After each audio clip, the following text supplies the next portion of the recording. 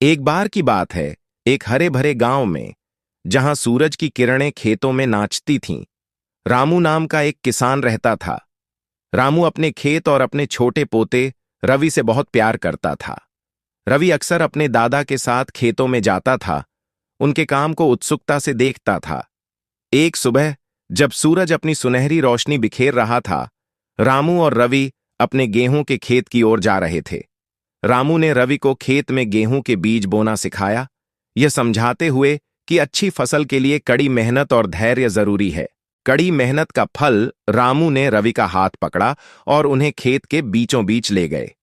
देखो रवि, रामू ने कहा। उनके चेहरे पर धूप पड़ रही थी।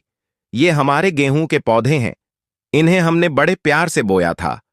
पर क्या तुम जानते हो कि इन्हें इतना बड़ा करने के लिए सबसे जरूरी क्या है? रवि ने छोटे छोटे पौधों को छुआ और थोड़ा सोचते हुए बोला, पानी, दादाजी। रामू मुस्कुराए और अपने सिर पर हाथ फेरा। पानी तो जरूरी है ही, पर उससे भी ज्यादा जरूरी है देखभाल और सही समय।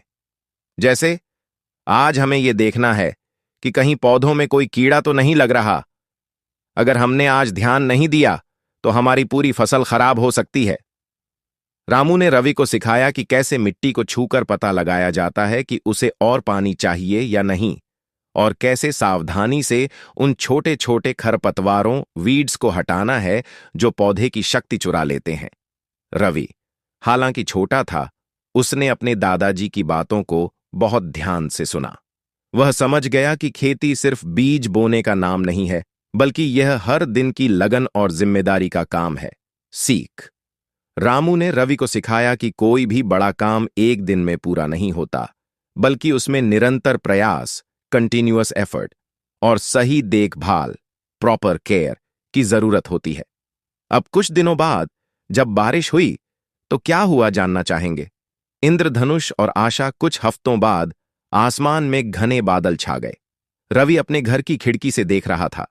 उसे डर लग रहा था कि तेज बारिश कहीं पौधों को नुकसान न पहुंचा दे। उसने भागकर दादाजी को आवाज दी, दादाजी, इतनी जोर से बारिश हो रही है, क्या हमारे पौधे टूट जाएंगे? रामू, जो बाहर बरामदे में बैठे थे, हंसे। उन्होंने रवि को अपने पास बुलाया और कहा, अरे मेरे प्यारे रवि, डरो मत। बारिश तो हमारे खेतों के लिए भगवान का आशीर्वाद है। यह हमारे पौधों की प्यास बुझाती है और उन्हें बड़ा होने में मदद करती है। उन्होंने समझाया कि मिट्टी ने, रामू की मेहनत और सूरज की गर्मी से जो कुछ भी सूख गया था, बारिश उसे वापस जीवन दे रही है। रामू ने रवि को बताया कि किसान के लिए बारिश का सही समय पर आना कितनी बड़ी बात होती है। यह दिखाता है कि प्रकृति हमारी मेहनत को पहचानती है और हमें उसका फल देती है। जैसे ही बारिश थोड़ी धीमी हुई, सूरज फिर से बादलों के बीच से झांकने लगा। खेतों के ऊपर हवा में एक सुंदर इंद्रधनुष, रेनबो, बन गया। उसके रंग गेहूं के हरे पत्तों पर चमक रहे थे। रवि की आंखें खुशी से चौड़ी हो गईं। वह पहली बार इतने करीब से खेतों के ऊपर इंद्रधनुष देख रहा था। रामू ने रवि के कंधे पर हाथ रखा और कहा, देखो रवि, मेहनत के बाद हमेशा एक सुंदर इनाम मिलता है। यह इंद्रधनुष हमें बताता है कि अब फसल और भी अच्छी होगी। उस दिन रवि ने सीखा कि प्रकृति की हर चीज, चाहे वह कड़ी धूप हो या तेज बारिश, हमारे जीवन में किसी न किसी उद्देश्य से आती है। अब कटाई का आनंद और नई शुरुआत, आखिरकार वह दिन आ ही गया जिसका रामू और रवि को बेसब्री से इंतजार था। गेहूं के पौधे अब सुनहरे पीले, गोल्डन येलो हो चुके थे और हवा में झूम रहे थे।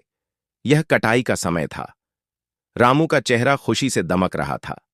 उन्होंने रवि को दिखाया कि कैसे पकी हुई बालियां, ईयर्स ऑफ ग्रेन, भारी होकर जमीन की ओर झुक गई है। रामू ने रवि को एक छोटी हंसिया, सिकल दी, जो बच्चों के लिए सुरक्षित थी, और प्यार से कहा, देखो रवि, यह हमारी मेहनत का फल है। तुमने बीज बोते देखा, पौधों को पानी देते देखा, और आज तुम इसे काटते हुए देखोगे। रवि ने अपने दादाजी के साथ मिलकर बड़े उत्साह से कुछ गेहूं की बालियां काटीं। खेतों में बाकी गांव वाले भी कटाई में लगे हुए थे और चारों ओर खुशी के गीत और हंसी गूंज रही थी। यह दृश्य किसी उत्सव से कम नहीं था। शाम होते होते जब कटाई पूरी हुई तो रामू ने रवि को गले लगाया। आज तुमने एक किसान का पूरा जीवन चक्र देखा मेरे बच्चे, रामू ने धीरे से कहा। तुमने सीखा कि मिट्टी को प्यार दो, मेहनत करो, और वह तुम्हें कभी निराश नहीं करेगी। रवि ने अपने छोटे हाथों में गेहूं की बालियां पकड़ रखी थीं। वह जानता था कि यह सिर्फ अनाज नहीं है, यह धैर्य, आशा और प्रेम का प्रतीक है। उसने अपने दादाजी से वादा किया कि वह हमेशा इस गांव और खेतों के महत्व को याद रखेगा। उस रात रवि ने खेतों से आने वाली ताजी हवा में चैन की नींद ली और उसे पता था कि अगले साल फिर से एक नई शुरुआत होगी और वह अपने दादाजी के साथ फिर से मिट्टी में अपने सपने बोएगा। कहानी समाप्त। क्या आप कोई और कहानी सुनना चाहेंगे या क्या आप किसान और खेती के बारे में कुछ और जानना चाहते हैं?